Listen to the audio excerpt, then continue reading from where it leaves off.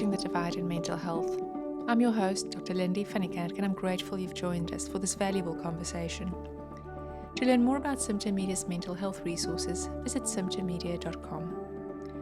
Our mission here is simple but vital: to bridge the divide between the clinical and the experiential.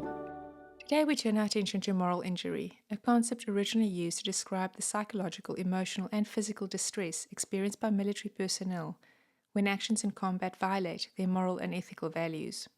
In recent years, this term has entered the healthcare field as professionals navigate daily system pressures, witness extreme human suffering, and are either forced to act or prevented from doing so in ways that profoundly challenge their moral and ethical values as a caregiver.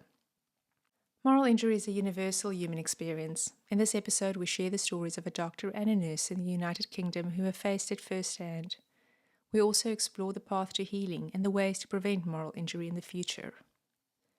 Sophie Redlin is a London-based medical doctor, researcher, and filmmaker specializing in family medicine, mental health, and expedition medicine.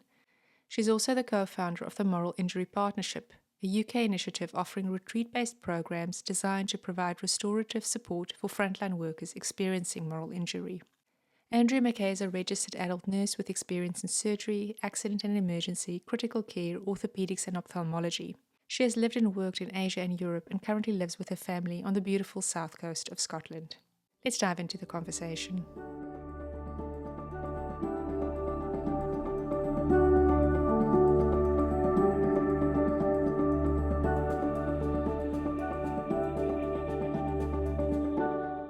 Sophie, Andrea, thank you so much for joining today. I see you both have come prepared with your cups of tea, and I wonder if you want to tell us where you're joining from, because I know tea is very important where you are.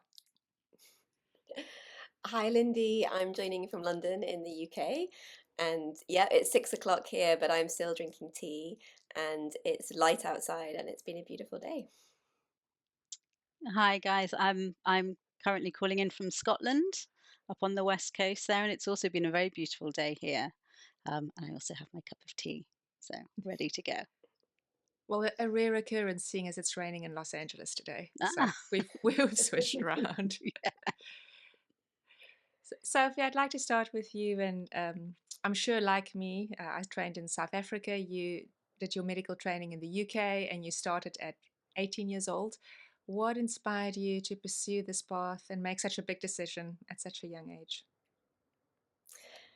I decided I wanted to be a doctor really early, which was interesting. So even at the age of sort of 5 or 6, I would tell family members I wanted to be a doctor and a surgeon at that point. And I think I had always been interested in the human body and just anatomy generally. So it's funny, weird story, but when I was young, I used to actually ask my mother if I could remove the giblets or the innards of the turkey at Christmas, which is really strange when I think back. But I was just very curious and interested. And I was also interested in the human side, I think, the stories, people, and that's certainly what I'm still interested in medicine. But I think, being honest, as I reflected on it, there was also a sense of feeling that medicine was a very worthy thing to do. I think it was very approved of. And so I'm sure that did play a part in ending up as a doctor. Yeah. Andrea, you started your journey a bit later, and I know you come from a family of nurses, and you took a while before you decided to join the family profession to some Yeah. extent. What was your journey like? So, as you say, my mum's a nurse, my dad's a hematologist, so I grew up hearing all the stories from work. My mum was a sister in A&E, um, and she used to do lots of night shifts. So she'd come in, and over breakfast, my parents would discuss what she'd seen the night before, and I was fascinated by what was going on. And um, so I was all set at 17. I'd applied for nursing school and was ready to go, and just had a last minute feeling that I was only going because my mum was a nurse. So I gave it away and spent 15 years trying other jobs and doing other things. And interestingly, all of the other jobs that I did were people based, mainly looking after other people. I worked in hospitality and I worked in theatre behind stage.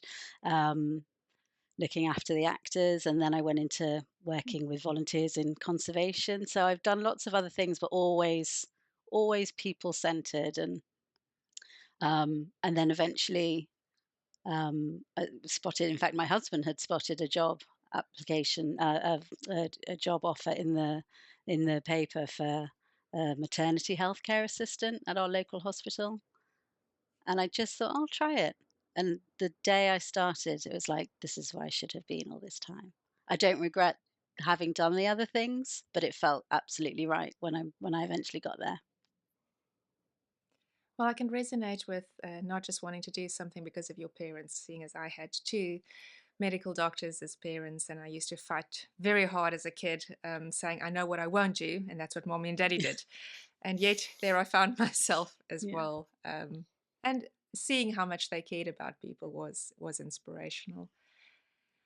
I also want to ask both of you, was there ever a moment where everything you envisioned about this career that you were setting to do at some point was quite different from the reality of the experience? And if you remember that moment of maybe just, oh, this is not quite as I envisioned or imagined it to be. Yeah, absolutely. I think for me, it was really starting work. So I did 6 years at medical school from 18 to 24 in the UK, and then started my sort of junior doctor years, we call it here. We call it foundation years in the UK. And it's a time when you're moving around different specialties and you're often the one on call overnight and that kind of thing. And I really felt in some ways that medical school didn't really prepare us for the realities of being a junior doctor. And those first few months were really tough. I was on a very busy job. And yes, I do remember having a real wobble of, was this what I thought it would be? And going back to why I had done medicine in the first place, I think I had this vision of medicine as being quite glamorous and, as I said, very worthy and a very sort of honourable thing to do. And I think it is in some respects, but really there's a very kind of gritty side to it as well. So those few years were tough, and I'm proud that I got through them, but they were definitely a moment of questioning, I think. Andrea, how about for you? Yeah, so similarly, it's when I started my training as a nurse. So I'd spent 5 or 6 years working as a healthcare assistant in maternity, and really loved it, and then went on to do my training. Um, and when I first joined university, a lot of the other people in my year were quite young and just coming straight from school into nursing. And I remember feeling a bit smug that I had all this life experience and I knew all about nursing because I'd worked in a hospital and my mum was a nurse, and I was going in, ready for anything.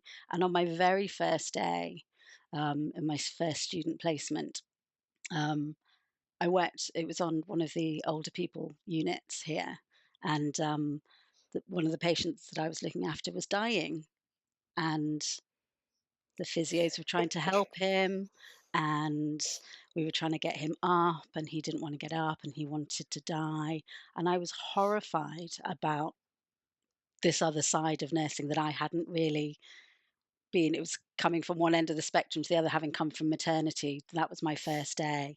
And I remember going home to my husband and saying, I think I've made a bad choice. I don't think this is for me. Um, but then, like Sophie said, you remember why you're doing it. And I went back and recognized that you can help people at this stage of their life. And it's another part of the journey. And, quite an honor to be there at that stage of somebody's life. And then you get through the tough times, and glad that I stuck with it. Well, I think my realization almost came in my second year. So I guess when I was 20 and I was looking around what the messages that I was hearing about how we should care for people, and then also being aware of what we were being exposed to, everything from autopsies to dissections, and never really feeling or seeing any care being shown to us or being modeled by any of the other lecturers that we had. And it was just this striking um, sense for me where I couldn't put it together, knowing I really did enter into this profession because I deeply care about people and I wanted to care about them, but I'm not seeing a lot of care happening around me. And I think that just stayed to be the lingering question for so many years. Mm. And maybe with that, to segue into our topic of conversation today, which is moral injury. And you both are really on the forefront of understanding this topic. And I think it's a new term that many people may not have heard about. And so maybe to start us off, I was reading some books on moral injury, and I found one by David Woods, who was actually a war journalist. And he explores kind of moral injury in the context of war. And he wrote, soldiers who have served in Iraq and Afghanistan are coming to understand this lingering pain as a moral injury, a trauma as real as a flesh wound. In its most simple and profound sense, moral injury is a jagged disconnect from our understanding of who we are, what we ought to do, and what others are doing. Experiences that are common in war, inflicting violence, witnessing the sudden maiming of a loved buddy, or the suffering of civilians, challenge and often shatter our understandings of the world as a good place where good things should happen to us. The foundational beliefs we learn as an infant.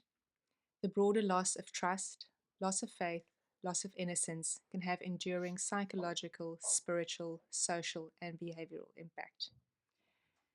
And I can't help like reading through this David's book and feeling like, wow, he's describing my experience. And I used to compare my medical school training to being in in the military. And so, Sophie, I want to ask you if you can maybe help make this connection for our listeners as to how has moral injury become applied in healthcare, and still how can there be such similarities between the experience of veterans and the experience of health workers? I think firstly that's such a beautiful description, isn't it? I've not read that and or heard of that. And yes, I think for me that confusion, as he says, and that real questioning of the world around us is sort of key to moral injury. Um, so for me, the real crossover, really, the several sort of reasons I think why we see it in medicine and healthcare as well, is because moral injury is really people who are working in fields of service and care, I think, are very prone to moral injury. And I think that's because when we work in a caring profession or performing sort of acts of service, what we do as a day job very quickly becomes very intertwined with our sense of self and our identity. And therefore, when a mistake is made, even if that's a personal mistake where I have agency or something higher up that I don't have control over, it very quickly becomes I am wrong rather than simply I've done something wrong. And I'm sure we've all on this call experienced that. And it's terrifying, really, how that can be so automatic for people. So I think that's one thing. A second point is that when we're thinking about sort of the military and sort of areas of conflict, and we're thinking about healthcare, they're both areas of really high stakes. So they both involve life and death, they both involve human suffering. And therefore, people working in those fields are faced every day with morally challenging encounters, potentially, where people working in different fields perhaps are not. Now, I would argue that moral injury actually is far reaching in society, and I think elements of that sort of, those morally challenging encounters can be found everywhere. But if we think about those particular sectors, as I say again, you're facing things that many people will never sort of see or do.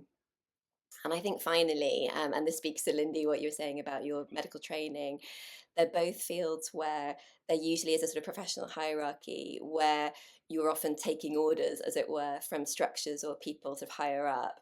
And therefore, there's a real potential for feeling failed or betrayed by higher systems or structures. That classic sort of World War One, the general making the order from back in Blighty kind of thing, and people, going over the top. And so, that kind of comparison is a little uncomfortable, but really what we saw in the pandemic were healthcare workers again receiving these orders to carry out acts or to witness acts that didn't feel morally right. And so I think when we begin to think of it in that way, the comparison actually makes a lot of sense. And Sophie, I'd like to ask you maybe just before we move on. So we've done an episode on burnout as well, and there's so much written about and known about burnout amongst health workers or post-traumatic stress disorder even. But why is this different from burnout? And maybe you can kind of define it a little bit as well, in that. Happy to, yeah. So moral injury for me it's been described many times, as you say. Um, it speaks to the wound of um, either carrying out an act or witnessing an act, or preventing an act from occurring that feels morally wrong to you as a human being.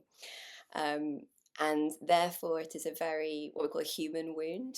So it can be on a spiritual level, on a psychological level, an emotional level. Um, and unlike PTSD or PTSI, so post traumatic stress injury, I think as it's more often called by people experiencing it, um, moral injury isn't technically a mental health condition per se as of yet. It's not a sort of diagnosed medical condition. Um, but there's plenty of evidence to suggest that the feelings relating to moral injury, which at its core are shame and guilt, those are the sort of core emotions of it, highly correlate with what we would class as mental health problems. So, as we all know, sort of shame has a really high correlation with suicidal ideation and severe distress. So, but I think it's really important to sort of value the difference, because it speaks more to me of really the nature of the human condition, of what we are used to seeing as humans, what's familiar, and what happens to us when that changes. And again, unlike something potentially like post-traumatic stress, it also speaks to systemic failings and how really people can be made sick by a sick work environment, if you like, which I think is important when we look at solutions and addressing it. Yeah, I have really learned from you that moral injury is like you say, it's a human wound, and it's not a pathology per se. And we're so quick to put things in a pathology, and then there can be shame and guilt around what's wrong with me again. But knowing that experiencing this is just what we will experience as human beings. Andrea, you were a nurse on the wards during the COVID pandemic, and that was extremely distressing for so many people. And I'm wondering if you can share that experience. What was it like working as a nurse, kind of being aware of this threat coming along, and what you had to do in that time? Yeah, so it was it's interesting to look back now. It's almost exactly 5 years this week since we went into our first lockdown in the UK. So there's been lots of memories coming up and things coming up on the news, that's triggered all these memories about it. Um, and for me, the pandemic was kind of in two parts. The beginning of it, I worked on one of the surgical wards, and towards the end of the pandemic, in the second wave, I worked in ITU in critical care. So I had two very different experiences of the pandemic. But when it first kind of broke, if you like, and the first cases were announced in China, I had family living in Hong Kong at the time, which is where I grew up. So I was sort of hyper aware of it from a very early stage, but more worrying about my family than anything else. I obviously nobody knew what it was going to turn into. Um, and as Hong Kong became very safe because they closed their borders, I stopped kind of worrying about that. And then we just saw it explode, and we knew it was coming. There was more cases every day, and I remember particularly when it really hit my radar as a nurse was when the cases in Italy went like crazy. And we used to watch on the evening news where Italian hospitals were having to put up temporary marquees in their car parks because they were inundated with patients and they didn't have enough place to put people. And that was really terrifying because we knew it was coming and we knew it was going to be bad, but we couldn't really foresee exactly what it was going to look like for us.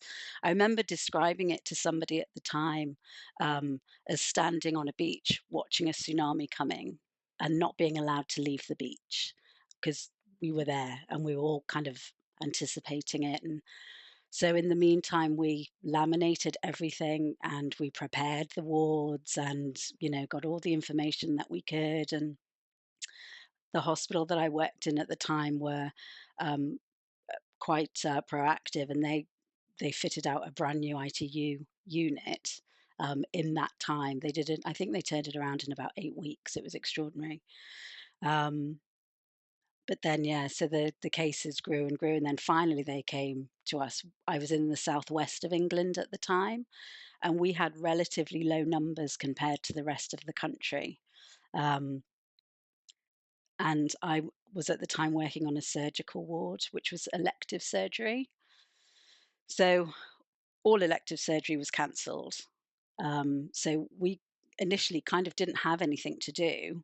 We were very much ring fenced to try and keep our theatres clean so that we could still conduct some kind of operations if necessary and so forth.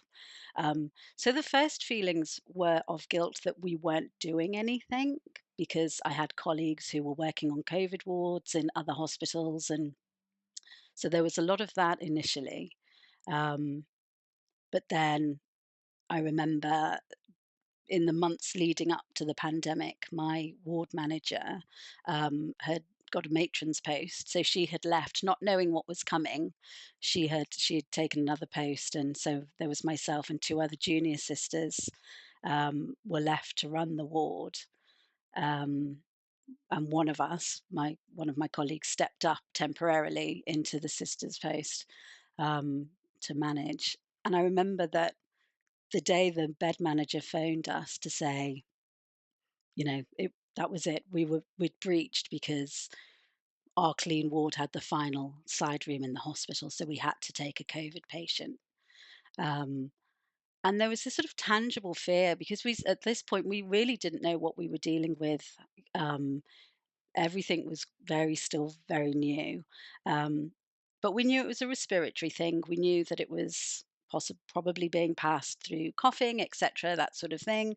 So we knew they'd started talking about vulnerable groups that should be shielding and so forth. Um, so myself and my colleague went into the office with a list of our nursing staff and had to just go individually through the list and say, I know she has asthma, so she probably shouldn't be anywhere near the COVID patient. I know this member of staff looks after her elderly mother and she's living with her, so she probably shouldn't be. And so we were making decisions about who to send in to nurse this COVID patient, not really knowing how they were going to be affected. And that sort of weight of responsibility was quite heavy. Um, and then my colleague declared that she was pregnant, very, very early stages of her pregnancy. She hadn't even told anyone beyond her family. So we had to send her home as well. She was then off shielding. So it was myself and another junior sister running the ward. Um, and we would go to meetings and we would get the latest advice from Public Health England. And almost within hours of coming out of the meetings, the information was redundant because some new information had come to light.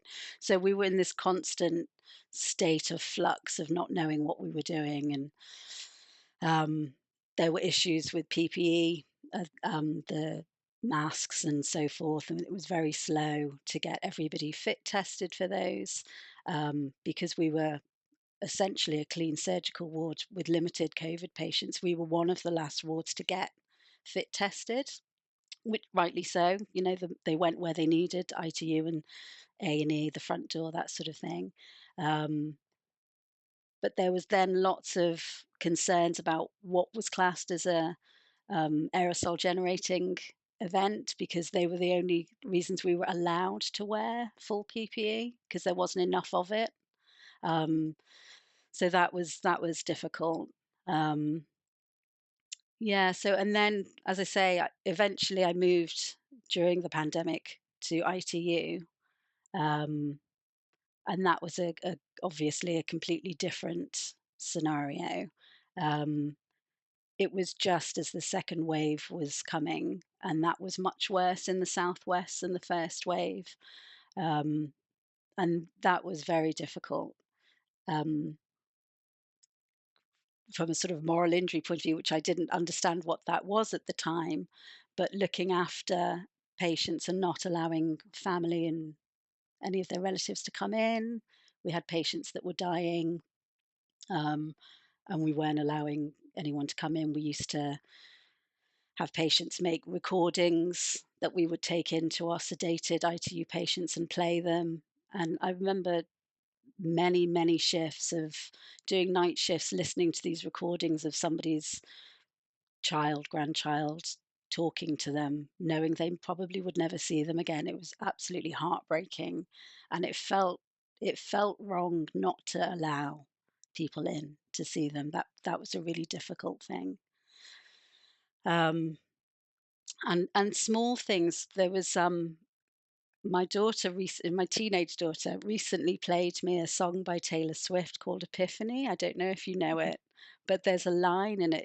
It talks about the military and about nursing, and um, there's a line in it about touching through plastic, because we were covered in plastic. We had aprons and we had our gloves on, um, as a nurse, I think, obviously for doctors as well, but I think probably more so for nurses, we spend a lot of time holding people's hands and that sort of therapeutic touch. And to have it through a gloved hand felt awful. This was possibly the last handhold somebody might have. And so all of that felt very, I'd use the word uncomfortable, but it was obviously much worse than that. And I'd come home and be exhausted from trying to give as much as I could. Mm. Um, and knowing it probably wasn't enough because they deserved more. And so yeah, it was dark times. And yeah, it's all being evoked again now, as I said, because it's the anniversary. But yeah. No, thank you for sharing that, Andrea. And yeah, it is, you're right. It's almost 5 years. And I do think it's important not to forget, because we can go Mm, through tough things and then the world wants to move on really quickly. And in listening to your story, it does sound like you were almost this young soldier being sent onto the battlefield mm, with very little protection or knowing what to expect, and having to make all these really tough decisions, both about your colleagues, which I think is really a hard thing to ask anyone to do, mm, who will be sent in for a death sentence almost, and then as well about caring for patients in a way where it feels like the care is almost removed from the mm, equation. Sophie, you've worked with many health workers when it comes to moral injury in the UK, and I recently read a report that said about a third of health workers in the UK have experienced some level of moral injury.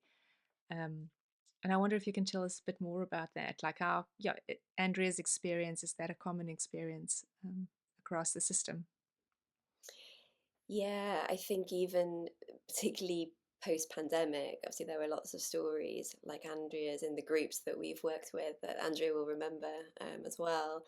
And all of them have a very similar feel of just this stark confusion and, this sort of disturbing alien encounters of, watching patients die alone, something that we would never have experienced before. And what I've certainly found in a lot of these encounters, unfortunately, which goes back a little bit to what I was saying earlier about being in a caring profession and your profession becoming who you are, um, is that when we've worked with a lot of people, they struggle to separate themselves from their own guilt around that. So we would speak to nurses who couldn't forgive themselves for not being able to care for 5 patients in the way that they'd cared for one traditionally. Particularly nurses working in critical care, as Andrea said, who are used to that really sort of in-depth, detailed care. And then they're suddenly swamped with people. And the lack of self-forgiveness in, that need to adapt, it was really stark, I think, and spoke to, again, I think, how we're trained and how that's not really acknowledged. So the UK is struggling, as always, to cope with cope with an overwhelming number of patients. So over the winter, we've seen, 10, 12-hour waits in emergency departments. Again, staff watching people die potentially in situations that feel completely disturbing and confusing. So we're still experiencing that kind of systemic struggle. Andrea, you had an experience that you mentioned to us previously, and I wonder if you can share that, where you particularly felt your values were being compromised in terms of what it meant to care as a nurse. Would you mind sharing that story? Yeah, of course. So when I was still working on the surgical ward, uh, as I as I just mentioned, PPE was an issue. We didn't have many of our staff hadn't been fit tested for the proper masks, and so on one day, the lead nurse for the resuscitation team came to speak to me, and it was obvious that she was uncomfortable about what she was going to have to say. We went into the office, and she explained that we were going to start working under a new protocol for resuscitation, and that if a patient on the ward collapsed and needed chest compressions, because that was an aerosol generating event, you can only do that once you have the correct PPE on, including the mask. So in the first instance, you would have to stand by and properly put all your PPE on before you could touch the patient.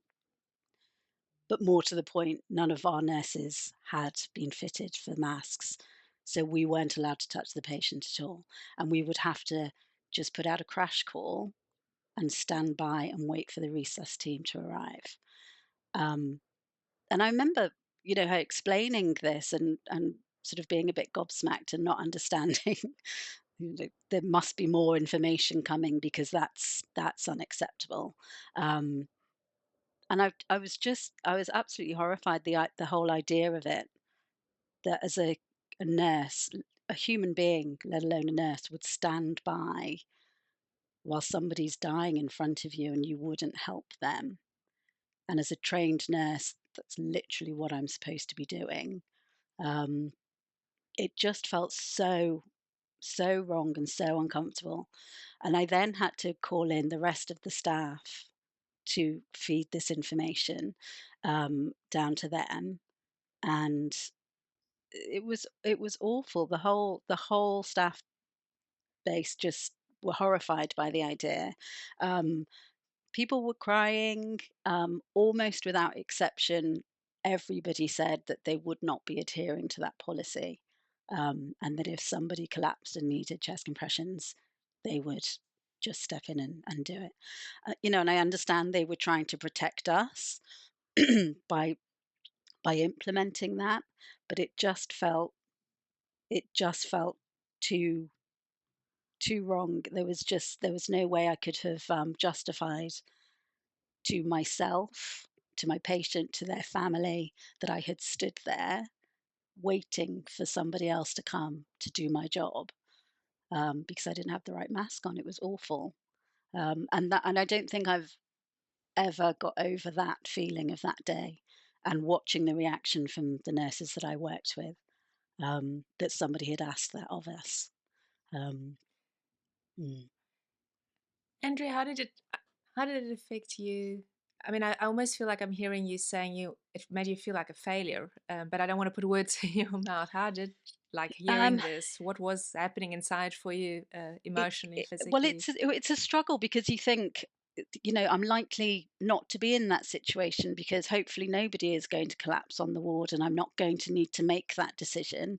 Um, but equally, I can categorically say that I would have still given chest compressions to a patient without the correct PPE on. So, but it did feel, it did feel like my hands were tied, because I would be disobeying somebody by doing that.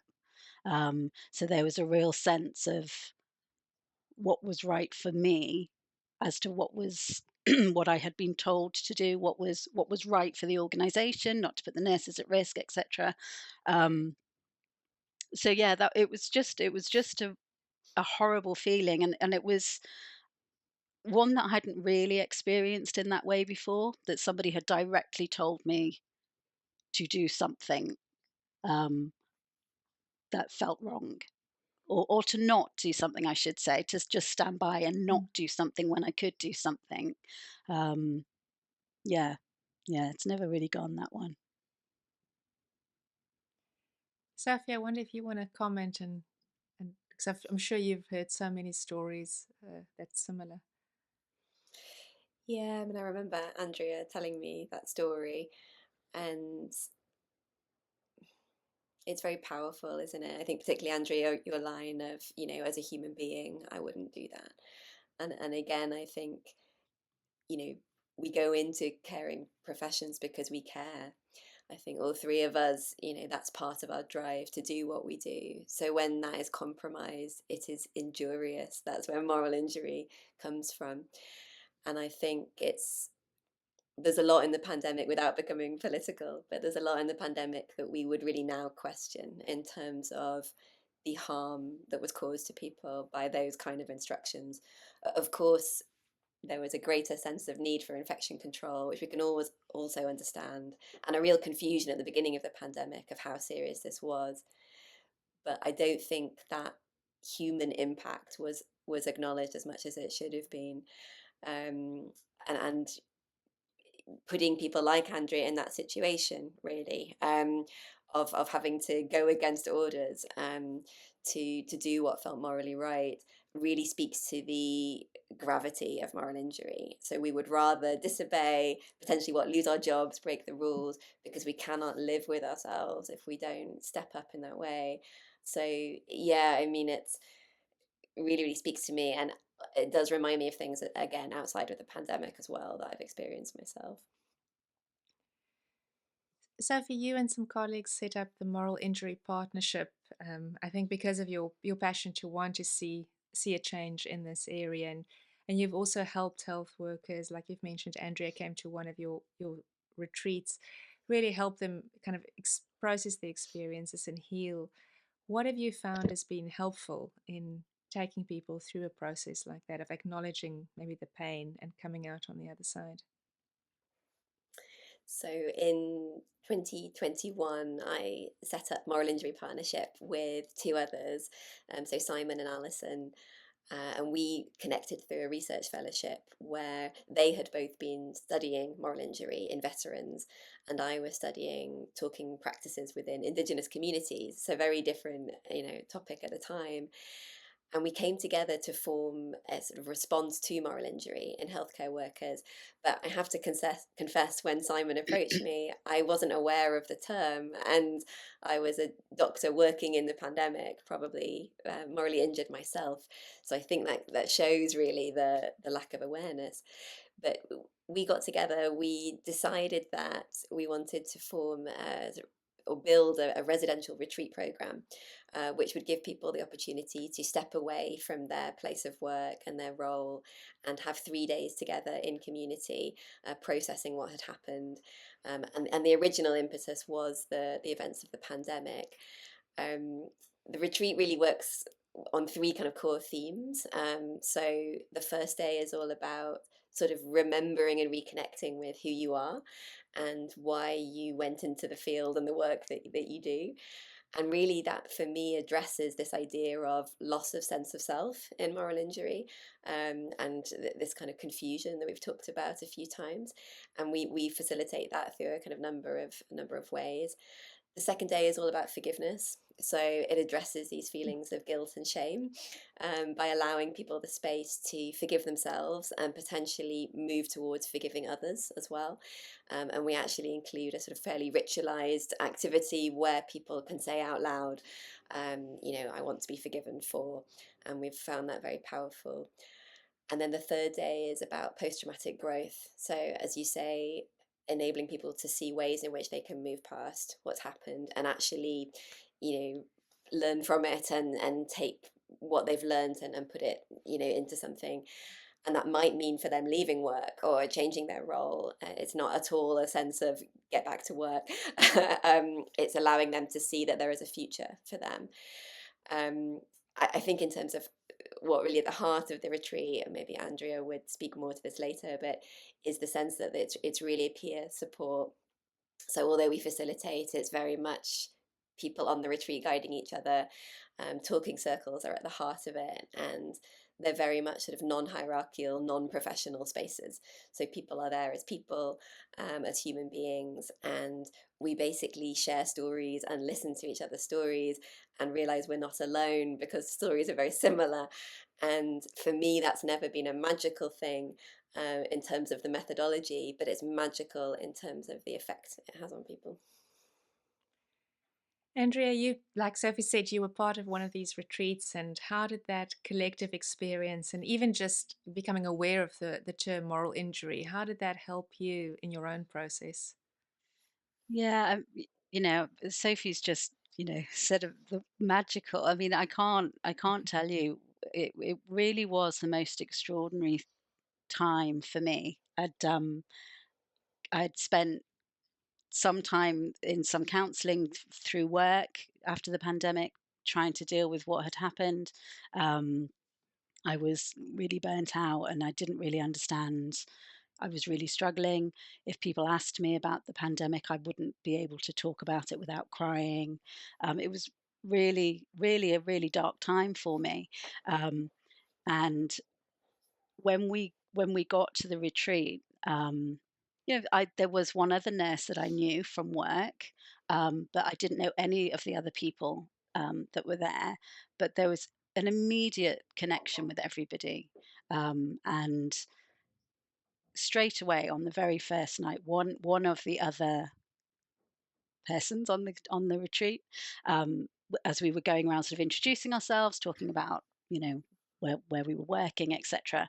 She started to talk, and she just broke down and started crying, and she could hardly get her story out for crying, and and I remember just watching her, thinking, I understand that. That's how I feel. She feels how I feel, and there was this extraordinary realization that, like Sophie said, that you realize you're not alone, that you're not the only person experiencing this.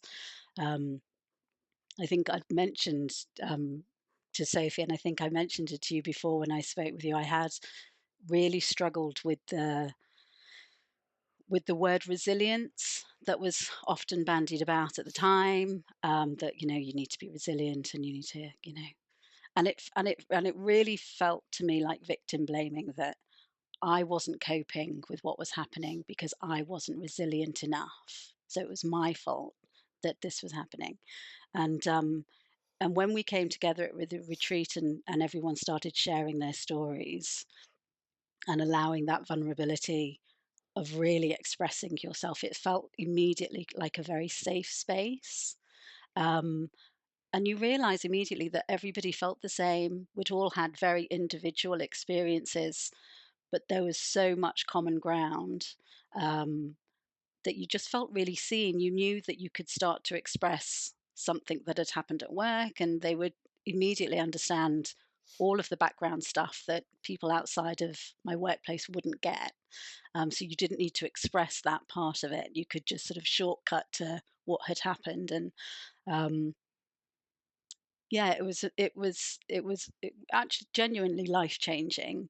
Um, and learning about moral injury to understand all those emotions that I had been feeling, all that guilt and shame and all of those things, for somebody to sort of talk about moral injury, and how it works, and what it means, and to be able to recognize that of how I was feeling. um it just, you felt validated and seen, and I could start to unpick what had happened to me. Um, and yeah, it was extraordinary, and yeah, it was just, yeah, it was magical. And I think genuinely I was close to leaving nursing, um, and and now I'm still nursing, and I think that is due in a large part to those days with Sophie and everyone. Yeah. It definitely does sound magical and just so special that there's healing that can come from just the collective of us coming together, Mm. and sharing experiences, which sound like it was done without you driving an agenda, Sophie. You just created the space for people to be themselves. Andrea, Sophie mentioned forgiveness also being so part of these retreats, and I was just curious about how that process was like for you, whether you've been able to forgive yourself or forgive the system, so to say, who Mm. imposed some of these things. Where, yeah, how did that affect you? Yeah, so again, that was a really emotional day when we were talking about forgiveness and forgiving other people and so forth. And there was a lot of conversations about your inner voice and how you speak to yourself. And again, it sounds like the most simple thing in the world, but it had kind of never occurred to me that you can choose your own inner voice. Because I've grown up all my life with this sort of self-doubt and, that's not good enough and all of those things. And throughout the pandemic and all the struggles and challenges that we were up against, there was always that this isn't good enough, you're not doing enough, you failed, all of those things. So to learn that I could actually switch that to you've done your best, you've done more than others, somebody else may have done in this, all of those things, and just to be kind to yourself. Um, and I remember when we were asking for forgiveness from people, I asked for forgiveness from myself for all of that sort of harsh inner voice that I had been carrying all of that time, because I, had been quite horrible to myself about it, and recognizing that it was okay and that I could look after myself, and that genuinely has carried through all the way. Um, and even now, I have sort of a little inner voice, and I tell myself, I've got you. Even coming on here, I was nervous about coming to talk tonight, and as we're all coming, I was like, "It's okay, I've got you. I'm fine. My inner voice is with me." So it really, it's resonated all this time afterwards. It made such a difference. Um, yeah.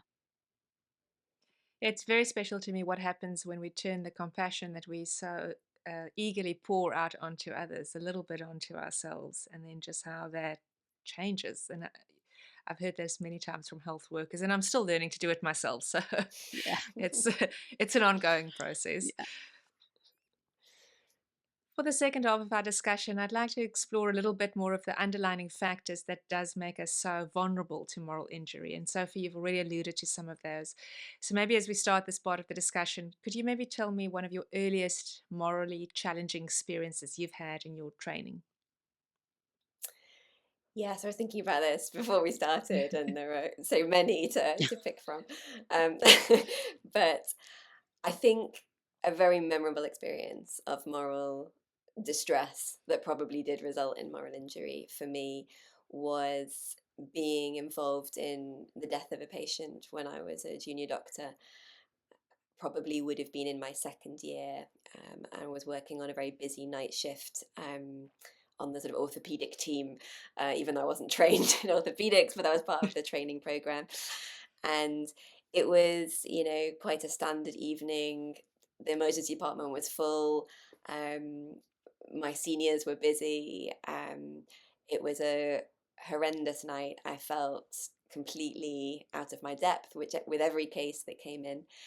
And at one point during the evening, an elderly man came in, and the orthopedic team he'd broken a hip, so that was why he came under sort of our care, but had obviously a lot of other needs as well. And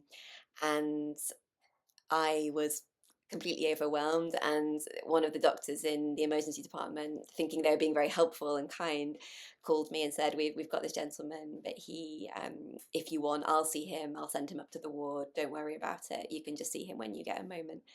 So, great, that was wonderful. The rest of the night just went. That was probably about 4 in the morning. I don't know. I blinked and it was then 8. And the next thing I knew, I was being called to the morning meeting, the morning orthopedic meeting, and was stood dragged to the front of the room in front of everybody and told that this man had died about half an hour earlier. And was sort of chastised that there'd been something wrong with the blood test. I'd not been told, but I hadn't checked at the same time. And clearly there'd been other things going on that I wasn't aware of. And I mean, I still remember that feeling. It was just the worst feeling. I remember sort of leaving the room and crying, and the hardest thing about it was sort of what happened next. So I was, immediately thinking, gosh, am I going to have to speak to the family? Like, what's going to happen? Am I going to be sent home from work?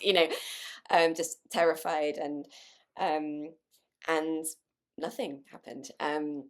No one spoke to me about it. One of the other juniors kind of came up and said, "Are you okay?" and then sort of left. But the consultant, I think, just walked past me, looked at me and didn't say anything and kept walking. And it was almost that lack of reprimand that was almost worse than anything else. It was the silence. And I remember leaving, and I actually went to visit my brother that weekend in London, and just feeling this crushing sense of shame the whole weekend that I'd done something absolutely catastrophic, and I was a terrible person, a terrible doctor, had no way of making sense of it, had not really had any space to explore what had happened. And the reality is, I think the whole team were like, well, this happens, let's move on. But for me, I was left completely stuck. And I think I probably carried that for a long time. And interestingly, I wrote about that in my in my recent dissertation, which showed me that that was still very much present for me as an experience. Andrea, I'm sure you have a story as well. I do, and interestingly, it's also about the death of a patient, unfortunately. But when I was relatively newly qualified, I'd probably been qualified a year or so, and I was working on a surgical ward. But we used to often have medical outliers, so medical patients that should have been on a medical ward, but they were on our ward. And there was always it was always more challenging to get the appropriate doctor to come to review them, because our typical orthopedic or surgical surgeons, they would come to the ward automatically because they knew their patients were there. But the medical outliers would always have to wait until they'd seen all their patients on the medical wards. It was much more difficult.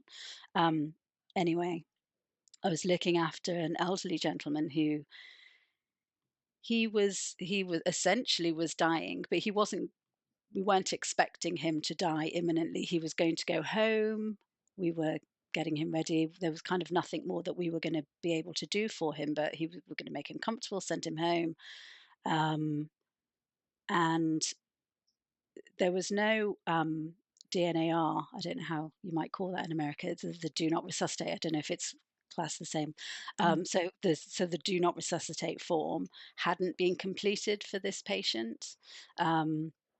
Although all the medics had agreed that it was appropriate and they needed to speak to the son, etc. So this was handed over to me at the very beginning of the day, and I spent most of my morning trying to get hold of a doctor to come to fill in the do not resuscitate paperwork. And nobody came, and I was I don't know why I was so twitched about it. We didn't On a surgical ward, we didn't deal with that as much because the doctors would come in and they would fix people and send them home. So DNA, those forms weren't as commonplace.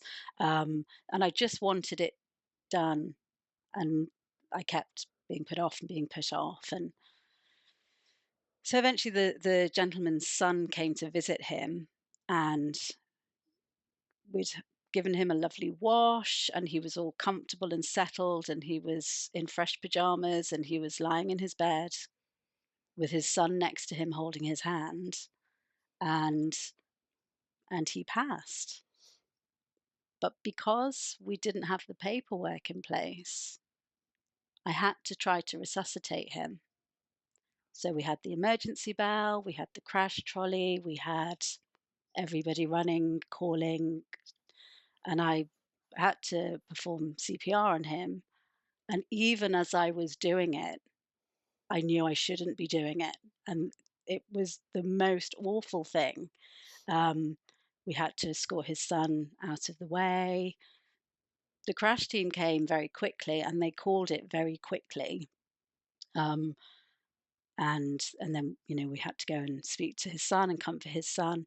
And I was just left with this horrible, horrible sense that not only had I failed to save this man's life, I'd failed to give him a dignified death, and that was worse, um, because it could have been perfect with his son next to him, holding his hand quietly, going, and yet it became this horrible, horrible, traumatic event that was absolutely unnecessary, because paperwork hadn't been filled in, um, and yeah, and again, like Sophie said, it was a bit of a, oh well, it's too bad that we didn't get that done in time, but there's nothing we can do about that now. It's like, well, that's this man's lasting image of his father has been taken away into this horrible traumatic event when it could have been so dignified and perfect.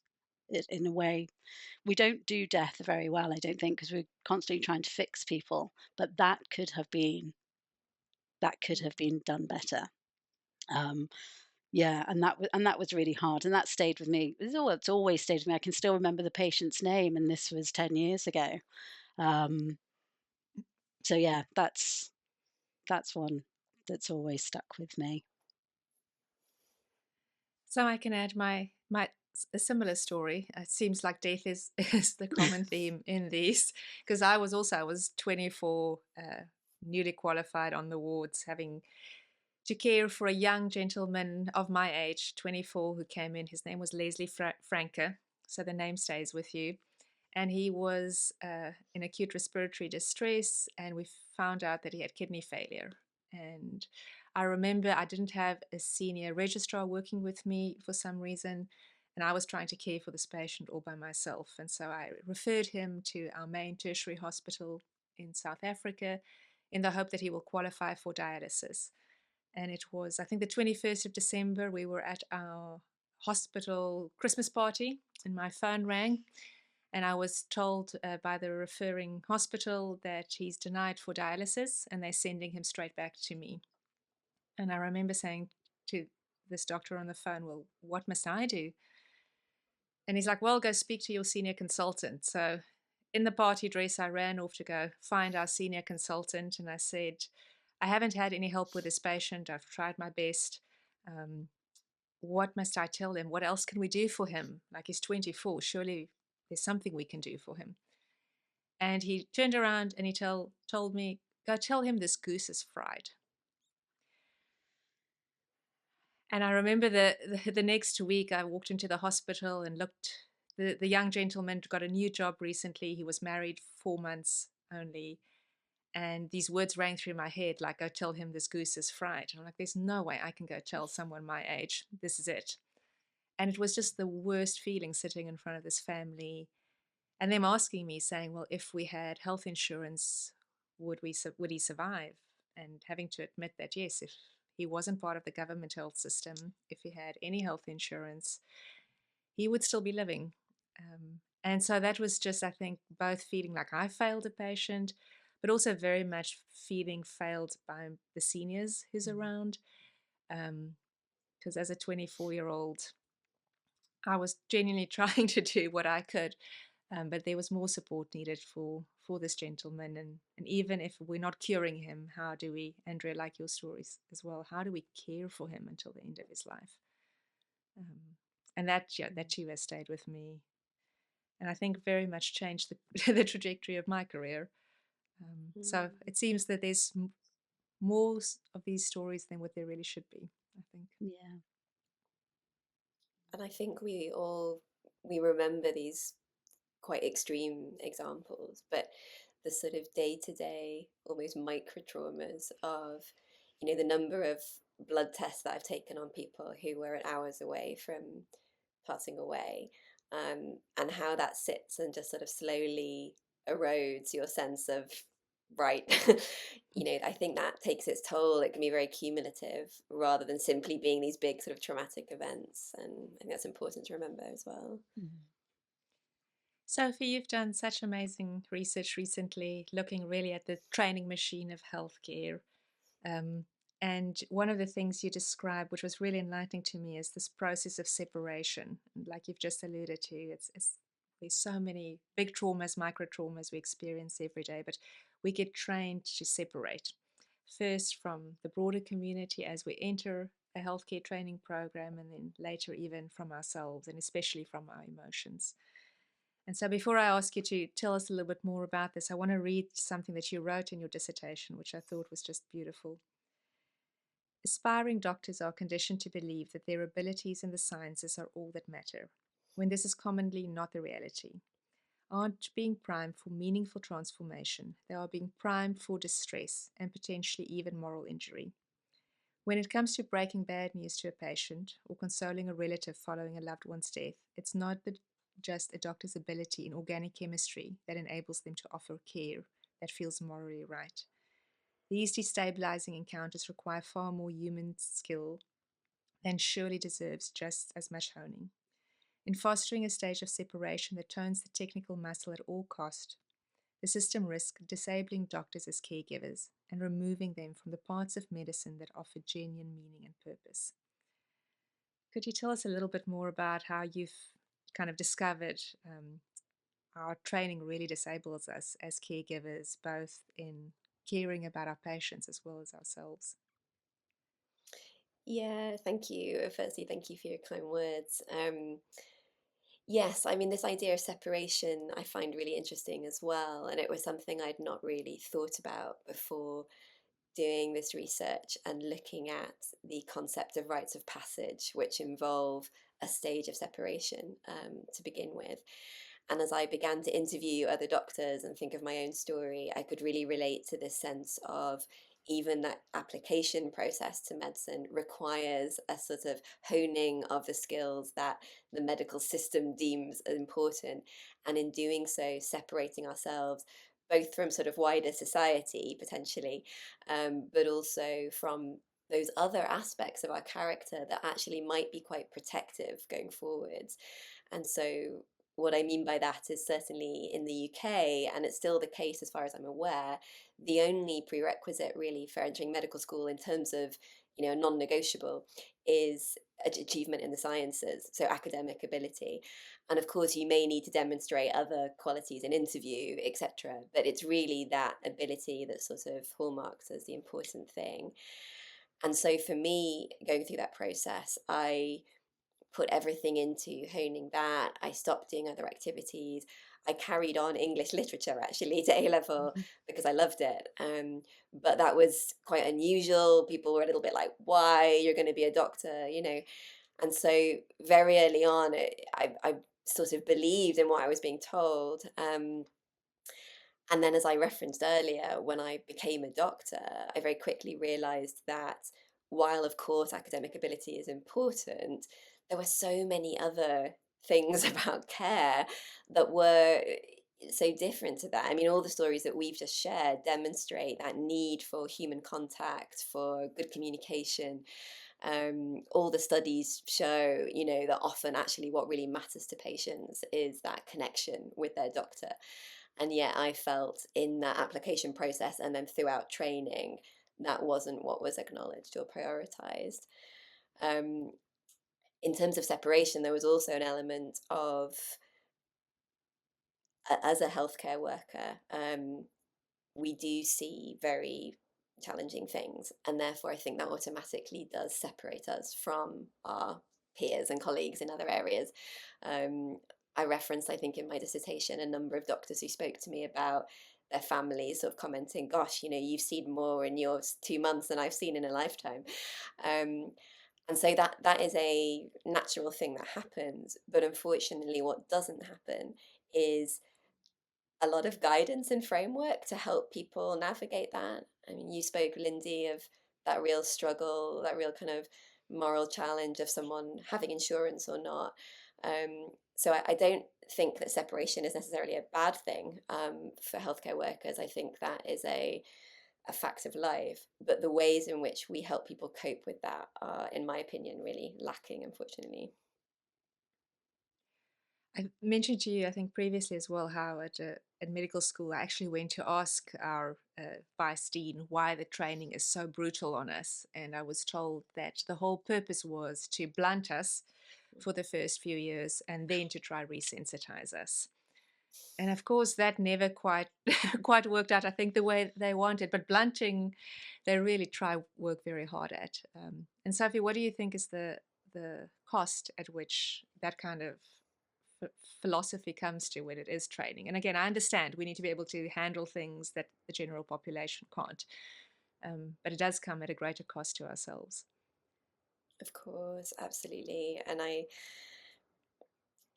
the cost is that when we numb to emotions, we create an internal dissonance, an internal divide between how we actually feel about something and how we think we have to speak and behave as professionals. And that's very, very unhealthy. We've got research to back that up, but we also just know that as humans, we know that in our personal lives, if we feel a certain way and act a different way, it feels terrible. And that really lies at the heart of moral injury. And I think, unfortunately, I mean, your story is such an overt example of this. In the UK, it's perhaps a little more subtle, but I would say is still present. There's a real silence around quite destabilizing, disturbing encounters in medicine. You know, take death and dying as an example. And therefore, while I don't think I was never told you need to like numb yourself off from this, the very silence around it, you know, creates stigma around expressing struggle. So many of my colleagues have said, you know, this was really difficult, but I just learned I had to get on with it. Otherwise, I'd be like the wimp in the department, you know. And so I think the emotional cost is heavy. I think it causes real internal conflict and distress. And also, if you're numbing yourself off from one emotion, you're numbing yourself off from every emotion. So, on a kind of slightly lighter note, it takes away the joy of what we do. And for me, I went into medicine for those human encounters to experience the privilege, as Andrea said, of watching someone have a good death, or you know, holding someone's hand through something difficult. And when we desensitize, we're no longer able to have that connection, and that is detrimental for both doctor and patient, in my opinion. Andrea, you've just come off a long shift just an hour ago, and I was wondering, like, do you find that that there's countless moments in a shift where you just have to numb how you are feeling, put it aside, move on? Yeah, you do. You absolutely have to. Certainly working like on a busy surgical ward, and you'd have some patients, like Sophie said, who are going to receive bad news. We often hear the news that they're going to receive before they do. Obviously, I've had moments where I know a young patient is about to receive life-changing news, but we're waiting for the consultant to come out of theatre to tell them. So I've carried it for like an hour, having to talk to this patient about his plans and, what he's doing next week and next month, and he's planning up for a wedding and all of this sort of thing. And you really have to compartmentalize what you're dealing with, and really, because as soon as you walk away from that patient, you're then going to another patient who needs a different kind of comfort or what have you. And then you're constantly switching from different forms of comforting people and helping people. And if you're carrying the sadness for what's happening to patient A as you go into the next patient, you can't give them your full focus. So you need to be able to shut that little bit away temporarily whilst you deal with this and so forth. It's a skill, I guess. But yeah, and I don't think you can survive in this field without being able to do that. But it does, as Sophie says, it does strip everything else away. I'd get home at the end of a 12.5 hour day and I'm spent, and I walk into my teenage children and I've got nothing left for them, and they've had some trauma at school that they want to talk to me about, and I can feel the dread of, I actually don't have anything to give you because I've left it all at work, and then the guilt of then not being able to look after your own family. And So yeah, I think it is. It does chip away at you over time, bit by bit. It's a difficult thing. I do remember that feeling of being so spent that please don't talk to me, don't look at me, just Yeah, leave me be after a long day. yeah, Sophie, you write in your research, again, this is so much part of, I think, trying to normalize things that's not normal. And I wonder if you could read another extract from your work for us, if you have it in front of you there. I do, yes. Research suggests that while doctors have a higher rate of suicide as compared to the rest of the population, there is not enough evidence to suggest that this is due to a higher percentage of pre-existing diagnosable mental illness. Therefore, I can only conclude that these figures illustrate that doctors are being made sick by a sick system.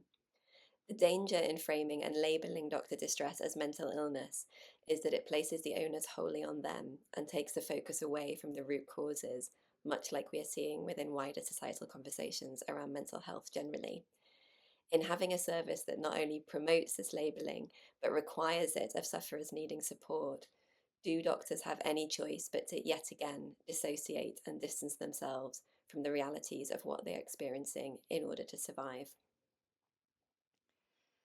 Sophie, I love the link that you drew between this normalizing what's not normal by dissociating and distancing ourselves. But I wonder what is the role that plays in actually causing the moral injury or proning us to experiencing moral injury because of doing that.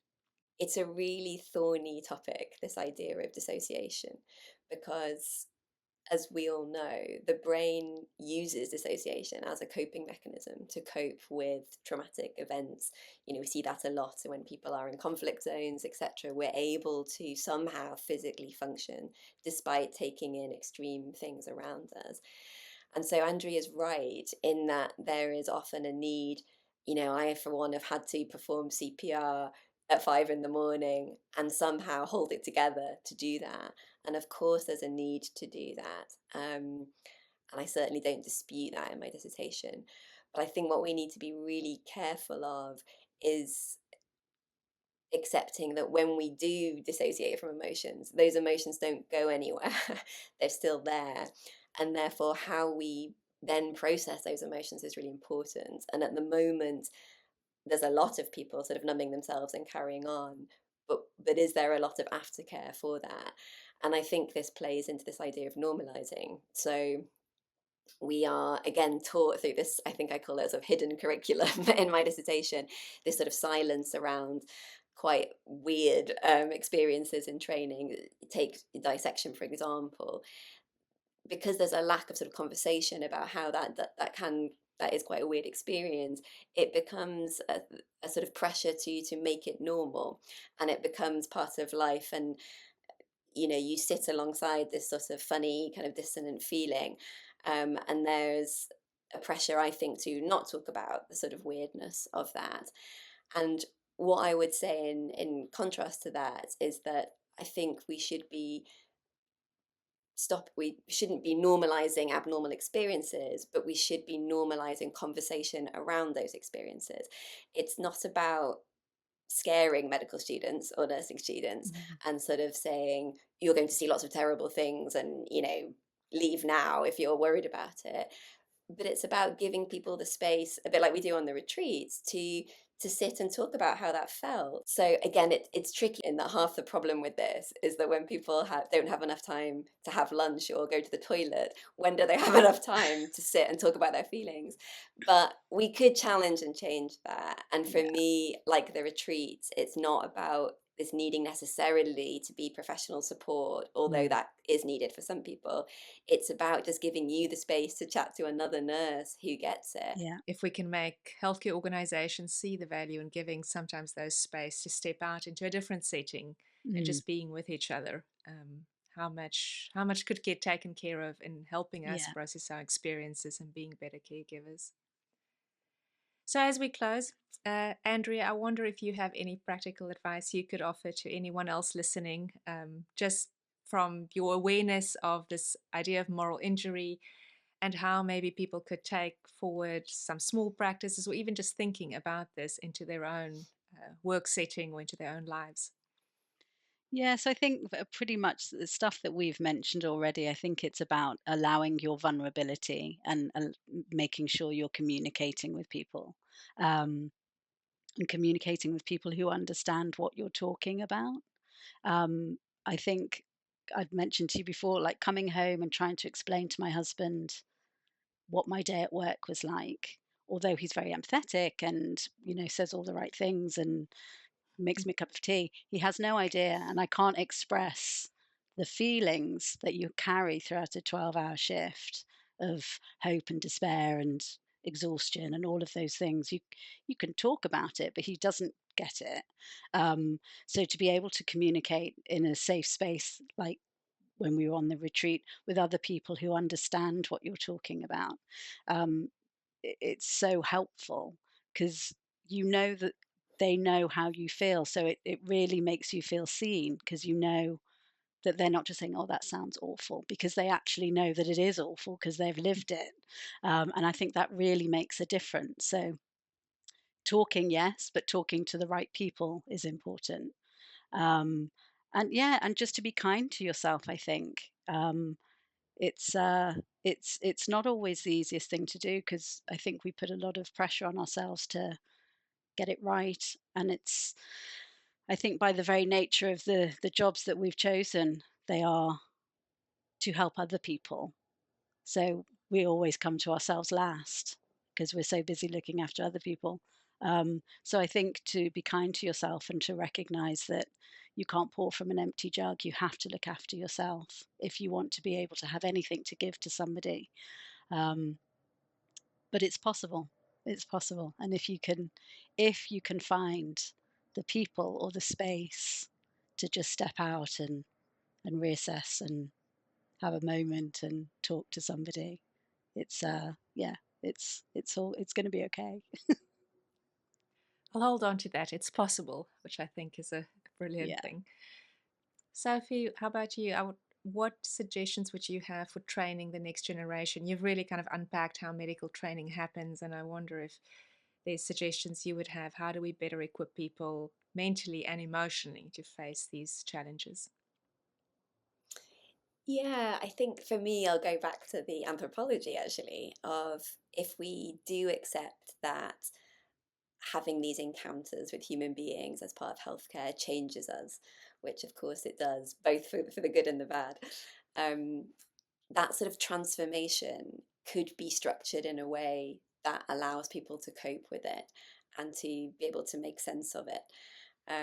When we talked about what is the damage of normalizing things that are abnormal, as I say, it creates a sense of kind of inner confusion that leaves people stuck. In anthropological speak, this sense of sort of liminality of I'm stuck here, I can't get out of it, I can't make sense or move through it. So I think for me, the first step is acknowledging the nature of what we do. And as I say, not in a way that scares people, but actually in a way that encourages people. You as a doctor or nurse will experience things that will change you, that will you will see the human condition in a way that your family and friends won't. That's an amazing privilege, but people need to have the tools to be able to make sense of it and do the job. And for me, actually, part of that in training could be more use of the arts. So literature, music. My only memory of that really was in an ethics class where we did sort of look at literature and plays on the topic of death, for example, and we talked about moral encounters and that kind of thing. I think there could be a lot more of that. And then this idea of ritual, so allowing people to, for example, very, very briefly, I read a paper on a nurse in the US who started a program called the 5 Minute Pause, where after the death of a patient on a ward, the team would stand together in silence for 5 minutes.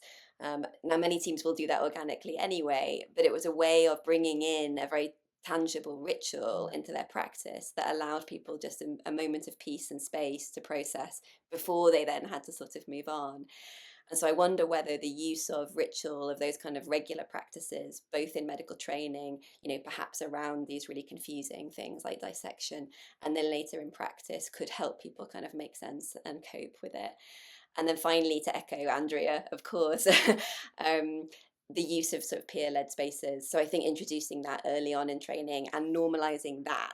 So normalizing, you do dissection and then you just have a chat about how it felt. It doesn't have to be you're struggling, therefore you need mental health support. It just helps you to explore how that feels as a human being, make that normal so that people want to carry that on into training. And I think that personally, I think that would make a huge difference despite the systemic struggles that are happening at the moment.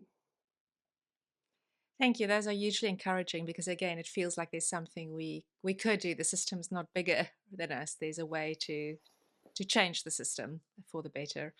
And I want to thank both of you for helping me make sense of my own journey. And I think whether it's experiences from South Africa, England, Scotland, all the way to the US, it is wonderful to just step outside of being the doctor or the nurse maybe for a while and just sharing a very human experience. And I think that is the takeaway from this, that this is just human for us to feel this way. And through some care and support, there is a way out of this as well. So thank you so much, Sophie. Thank you, Andrea. Thank you. It's been a Thank pleasure. you. Yeah, it's been lovely talking. Thank you for taking the time to join us for this discussion. To learn more about our guests and access the resources mentioned, please visit the Symptom Media Podcast page at symptommedia.com. We look forward to having you with us again for our next important conversation.